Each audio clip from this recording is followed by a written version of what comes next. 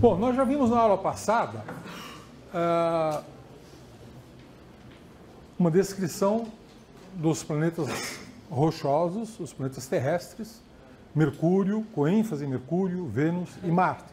Agora vamos focar o quarto desses planetas, que é o planeta Terra. Então vamos olhar para a Terra como um planeta.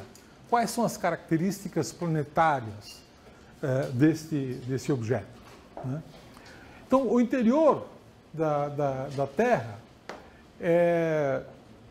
nós temos uma ideia razoável, né? Nós imaginamos que seja um núcleo interno, um núcleo externo, manto inferior, o manto superior e, finalmente, a crosta terrestre, né?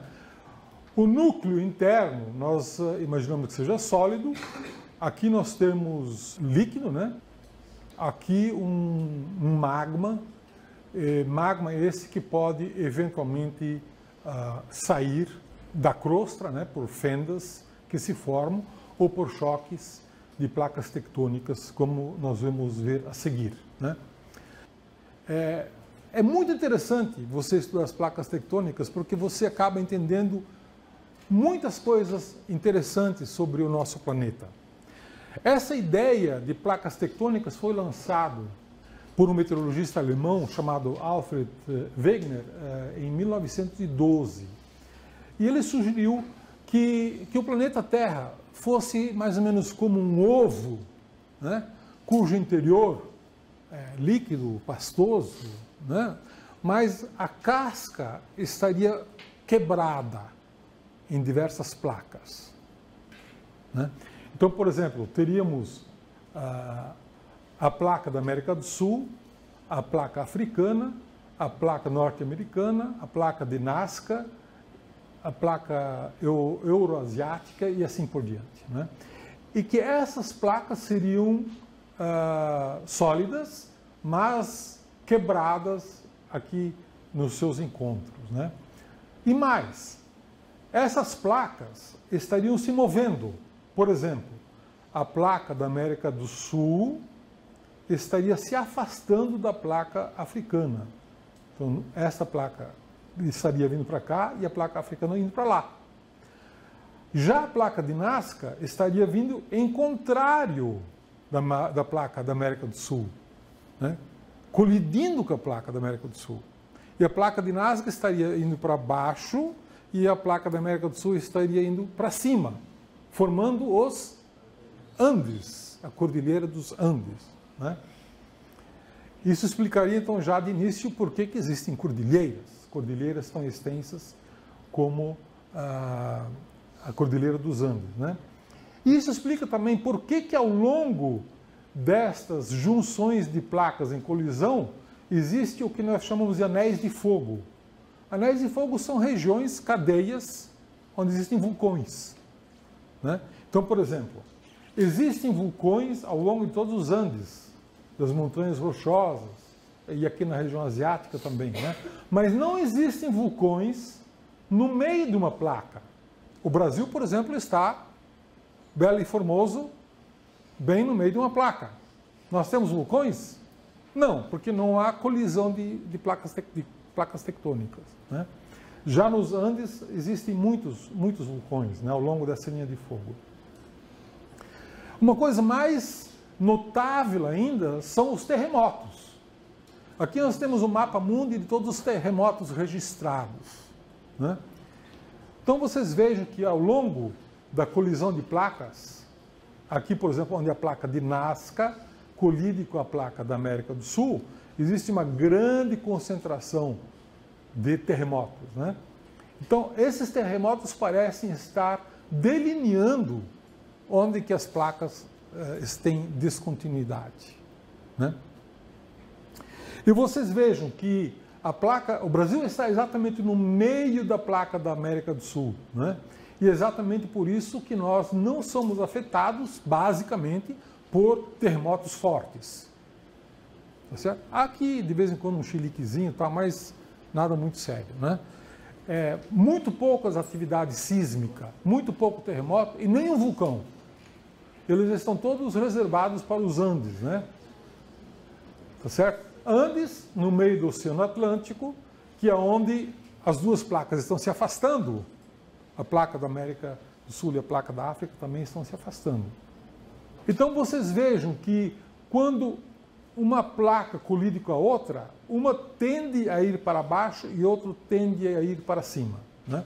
Então esse é o caso, por exemplo, da placa descendente, é a placa de Nazca, que é aquela placa do Oceano Pacífico na costa chilena, né? Que é essa placa que está descendo. E a placa da América do Sul está subindo, então formando os Andes aqui. E nessa região existe, digamos assim, vazamento do magma pastoso, que então escapa por causa das fendas que se geram nas fraturas. E quando ocorre uma fratura ou um ajustamento nessa colisão, é que você registra como um terremoto. Esses terremotos podem ser muito violentos e são acomodações nas colisões das duas placas. Então aqui você vê toda a Cordilheira dos Andes, né? Que forma essas montanhas muito altas, formam esses vulcões também, né? Todo ao longo dessa cordilheira que se forma graças a esse encontro dessas duas placas, né? Bom, nem sempre foi assim. Há 200 milhões de anos atrás, aparentemente havia uma placa única, né? Que também é chamada de Pangaia. Gaia é um nome do planeta Terra, né? Então seria uma um continente único, né? E aqui vocês vejam que a América do Sul tem um formato, toda a costa brasileira, que se encaixa perfeitamente na costa africana. Então a ideia é que de fato era uma coisa só. E há cerca de 200 milhões de anos, então essa placa foi quebrada e começou a se afastar. E está se afastando há 200 milhões de anos. E continua se afastando atualmente, com uma velocidade de aproximadamente 1 centímetro por ano. O que é a velocidade de 1 centímetro por ano? É a velocidade que a nossa unha cresce, né? Se você não cortar, em 1 ano você tem 1 centímetro. Então essa é a velocidade com que as nossas unhas crescem, é a mesma velocidade que a África e a América do Sul se afastam uma da outra. Elas estão fazendo isso há 200 milhões de anos. É por isso que elas estão à distância que estão.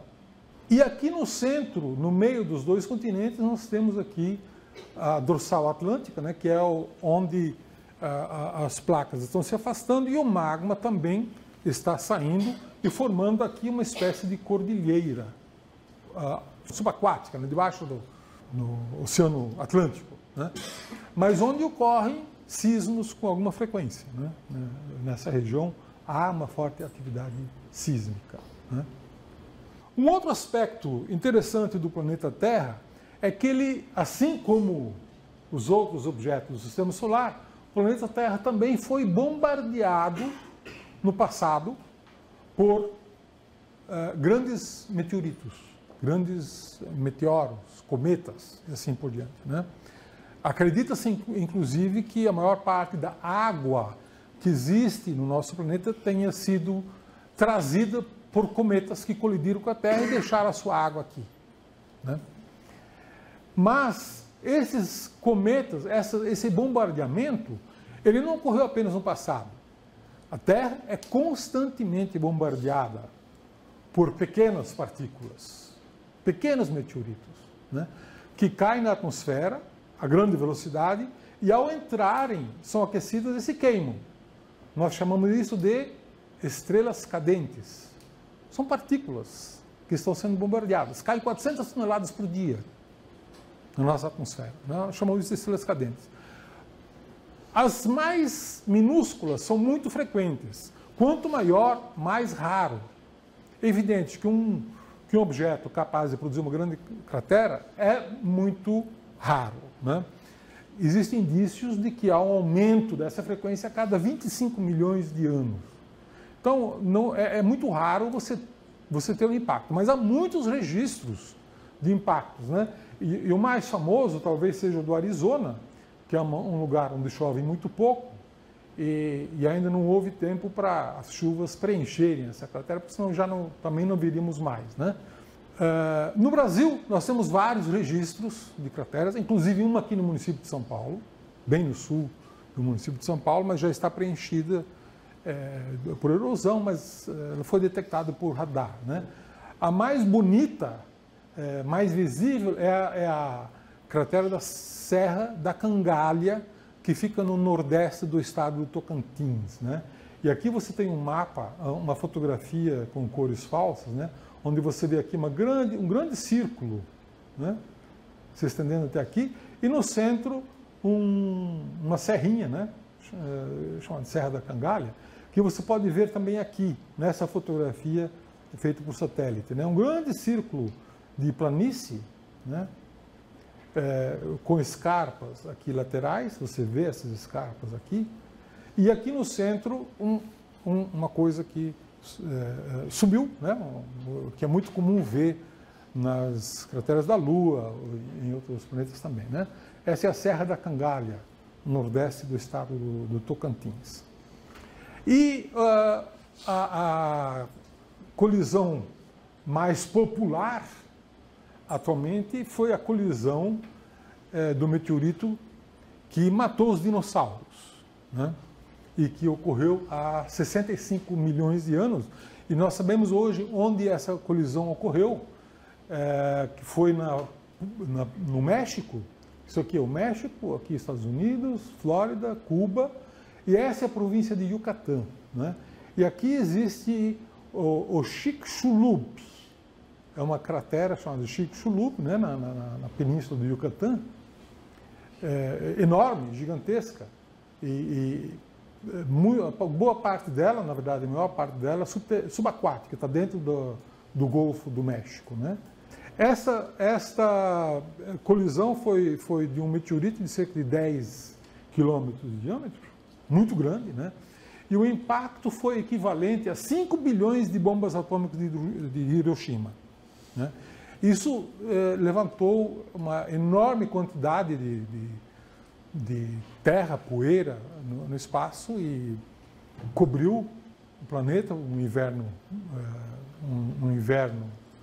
muito prolongado que matou as plantas e, em consequência, animais, em particular todos os dinossauros, né?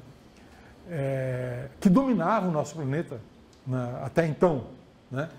E aí, com o sumiço dos dinossauros, nós, os mamíferos, passamos a ser a espécie dominante e podemos nos desenvolver com mais liberdade. Todos os mamíferos de porte surgiram após a extinção dos dinossauros, né? Que ocorreram por uma colisão de um meteorito muito grande há 65 milhões de anos atrás. Atualmente, existe uma preocupação de que eventos dessa natureza possam voltar a acontecer. Esses eventos aconteceram muitas vezes na história da Terra. 65 milhões de anos é pouco tempo na história da Terra, que tem 5 bilhões de anos, né? E em passados mais remotos, 300 milhões de anos, 350, houve grandes extinções de massa, colisões provavelmente muito maiores do que essa, que mataram 2/3 de todas as espécies vivas, né? Essas extinções de massas foram registradas diversas vezes, né? Então isso poderia voltar a acontecer, evidentemente, que é uma questão de probabilística, né? É claro que pode levar 1 milhão de anos, coisa do tipo, ou pode acontecer no ano que vem, né? Então os astrônomos têm uma linha de pesquisa que é levantar todos os corpos, todos os asteroides do sistema solar, mapear as trajetórias, calcular as trajetórias e identificar aqueles objetos que têm alguma trajetória no futuro que possa colidir com o planeta Terra, né? Isso atualmente já é uma pesquisa em estado bastante avançado e dentro de pouco tempo, alguns anos, menos de uma década, teremos um levantamento extremamente bem feito de todos os objetos, que são milhões, né, no sistema solar, e com as órbitas calculadas, né? E a ideia é que, se for identificado um desses objetos potencialmente perigoso, que se mande uma nave que de alguma maneira possa desviar a trajetória desses objetos para que não entrem em colisão com a Terra. Essa tecnologia na prática já existe, né? Já foram enviadas várias naves, por exemplo, que encontraram, teve naves que já pousaram em asteroides, né? Então essa tecnologia de aproximação já existe. Claro, para desviar um bicho desses requer mais do que uma simples aproximação, mas talvez algumas bombas ou algum foguete acoplado que possa desviar o foguete, o objeto, da sua trajetória, desde que feito em tempo e com cálculos precisos, pode ser bem sucedido, né? Então isso é algo que eu atualmente é objeto de muita atividade de pesquisa, né? Campo magnético, né? O campo magnético da Terra é bastante intenso, né? E acredita-se que seja gerado por correntes da parte fluida do interior da Terra, né? Uma coisa curiosa é que o polo magnético norte não exatamente coincide, mas está próximo do polo sul geográfico, né? E o polo sul, o polo magnético sul está próximo do polo norte geográfico, né? É uma pequena inversão no sentido aí dos polos, né? Esse campo magnético ele tem uma importância muito grande para nós, porque ele nos protege do vento solar. Aqui nós temos um desenho que ilustra que erupções solares, ventos solares, jogam uma grande quantidade de partículas energéticas, né, em todas as direções, inclusive na direção da Terra, né? Nós chamamos isso de vento solar. E esse vento solar, então, que é um plasma de partículas carregadas, ele encontra o campo magnético, né? E o campo magnético, então, protege o planeta desse vento, né? Forma uma camada protetora aqui, né? E essa camada protetora, ela tem um formato aqui meio de cometa, assim, né? E aqui dentro tem uma região que é chamado cinturão de radiação de Van Allen, né?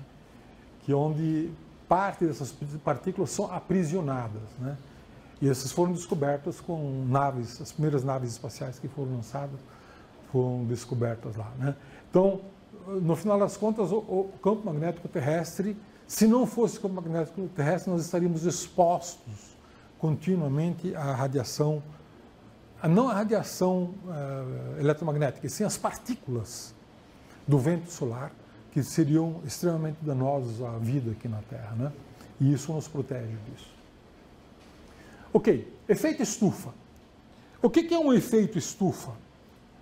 A ideia de estufa, né, é uma ideia que você possa cobrir um jardim, por exemplo, com um plástico, uma lona de plástico, que permite que as ondas do Sol penetrem, né, aquecem a superfície aquecida emite radiação infravermelha que é aprisionada pelo plástico, não consegue escapar.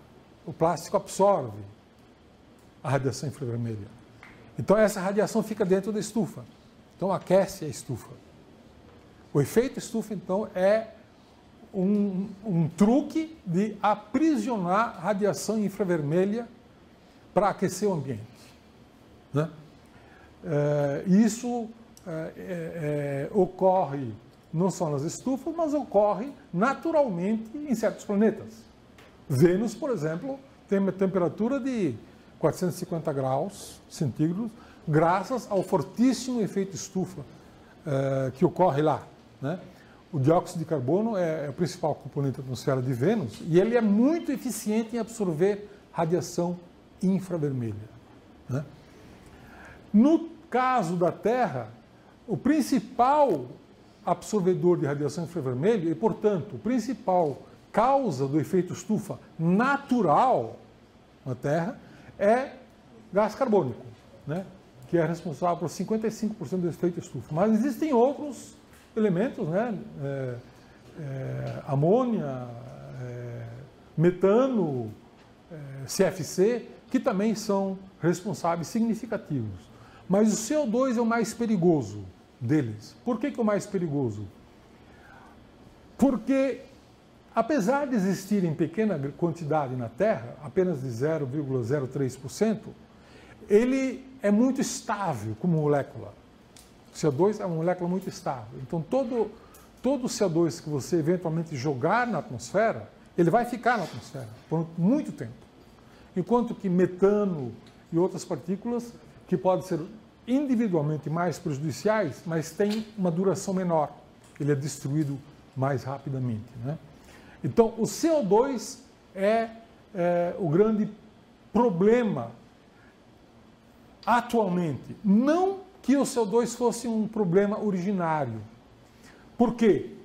Porque o efeito estufa é muito benéfico para nós, o efeito estufa natural, né?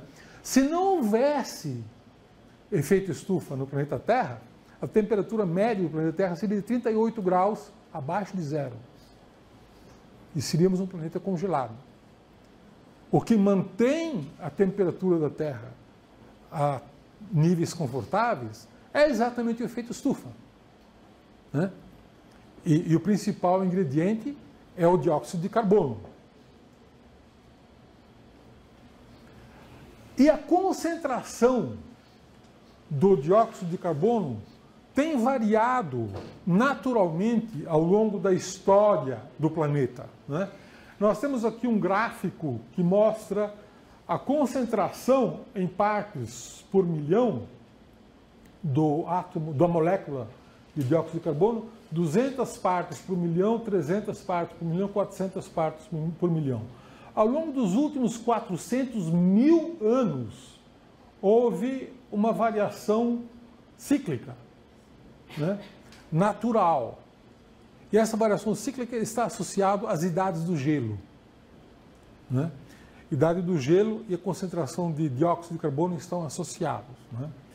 E vocês vejam que ela oscilou de 200 partes por milhão até 270 partes por milhão, mas nunca fora disso.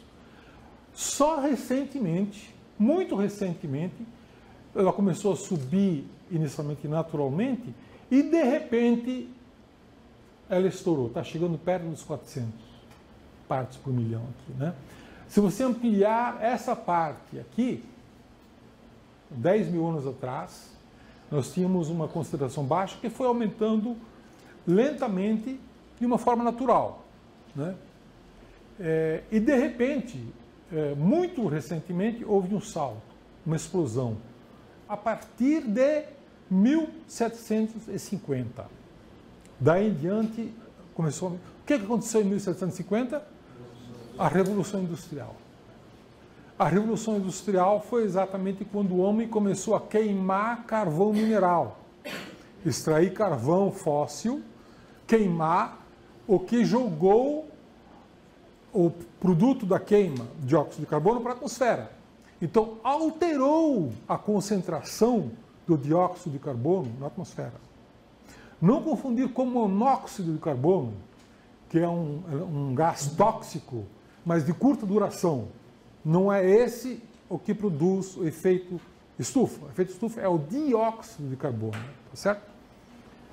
O CO2, que não é tóxico, pelo contrário, ele é muito estável. Isso é um problema, né? Então, com a Revolução Industrial, nós começamos a passar de alguma coisa de 250 partes por milhão, estamos chegando perto dos 400 partes em 1 milhão. Algo nunca registrado no planeta, né?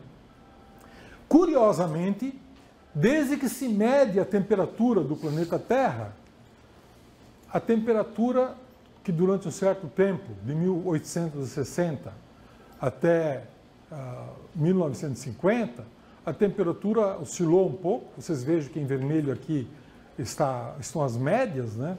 Mas, nas últimas décadas, a temperatura simplesmente não para de crescer, não para de subir.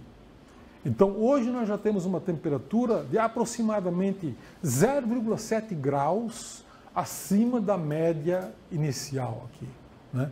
E isso é extremamente preocupante. porque pode ser uma evidência de que o efeito estufa natural, benéfico e desejável esteja sendo alterado pelo excesso de emissão de dióxido de carbono que as nossas atividades humanas estão lançando na atmosfera, né? É muito preocupante porque esse dióxido de carbono é muito estável.